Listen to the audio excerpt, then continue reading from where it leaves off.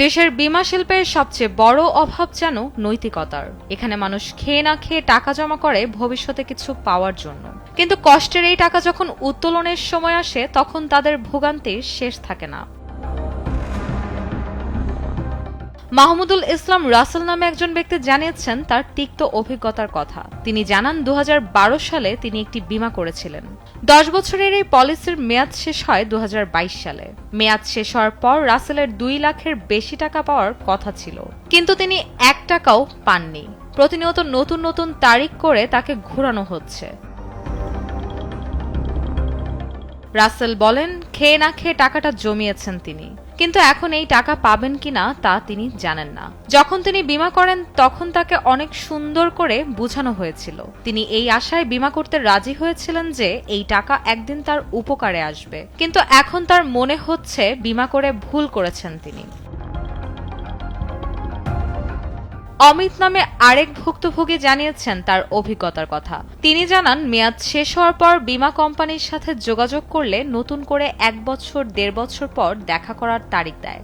এত দেরির কারণ জানতে চাইলে অনেক সময় খারাপ আচরণ করে। তিনি তার ৫ লাখ টাকা এখনও উঠাতে পারেননি। বারবার যোগাযোগ করেও টাকা উত্তোলন করতে না পেরে তিনি হতাশ হয়ে পড়েছেন। বিশেষজ্ঞদের মতে বাংলাদেশে বীমা খাতের সবচেয়ে বড় সমস্যা হচ্ছে আস্থার সংকট। দেশে গত ৪৭ বছরের বেশি সময় ধরে বীমা চালু থাকা সত্ত্বেও এই বিষয়টি নিয়ে সাধারণ মানুষের মাঝে কিছুটা বিভ্রান্তি এবং পর্যাপ্ত জ্ঞানের অভাব রয়েছে।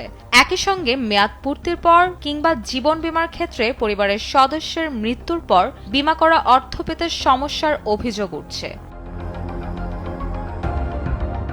এক্ষেত্রে দুই পক্ষেই সমস্যা হয়। যেমন গ্রাহক হয়তো বীমা করার সময় শর্তসমূহ ঠিকমতো খেয়াল করে না, হয়তো কোথাও কোনো শর্ত যথাযথভাবে পূরণ হয়নি, কিন্তু সেক্ষেত্রে গ্রাহককে কি করতে হবে সেটা তিনি জানেন না। অন্যদিকে গ্রাহককে ঠিকমতো পুরো পরিস্থিতি অবহিত করে বীমা করানো এবং মেয়াদ শেষে যথাসময়ে প্রতিশ্রুতি অর্থ বুঝিয়ে দেওয়া, এসব বিষয়ে অনেক সময় কোম্পানির পক্ষ থেকে ঘাটতি দেখা যায়। এক্ষেত্রে দেশে বীমা এজেন্টদের যথাযথ প্রশিক্ষণ, দক্ষতার ঘাটতি রয়েছে বলে মনে করেন বিশেষজ্ঞরা। বাংলাদেশের বীমা প্রতিষ্ঠানগুলোর নেটওয়ার্ক একেবারে দেশের প্রত্যন্ত অঞ্চল পর্যন্ত বিস্তৃত, কিন্তু বীমার মেয়াদ পূর্তির পর অর্থ হাতে পাওয়া নিয়ে অনেক রকম নেতিবাচক অভিজ্ঞতার অভিযোগ শোনা যায়। যে কারণে বীমা করার আগেই একজন গ্রাহককে কয়েকটি বিষয় খেয়াল করতে হবে। ১. বীমা করার আগে সংশ্লিষ্ট বীমার শর্তাদি দেখে জেনে এবং বুঝে নিতে হবে। ২. প্রিমিয়াম জমা দেওয়ার নিয়মাবলী এবং সময়সীমা পার হয়ে গেলে কি করণীয় ভালো করে জেনে নিতে হবে। ৩. মেয়াদ পূর্তির পর ঠিক কত টাকা এবং কতদিনের মধ্যে সে প্রতিশ্রুত অর্থ পাওয়া যাবে তা নিশ্চিতভাবে জেনে নিতে হবে। ৪. মেয়াদ পূর্তির পর যথাসময়ে প্রতিশ্রুত অর্থ পাওয়া না গেলে গ্রাহকের কি আইনি সুরক্ষা থাকছে সেটা জেনে নিতে হবে। রুশা সুর, কালবেলা।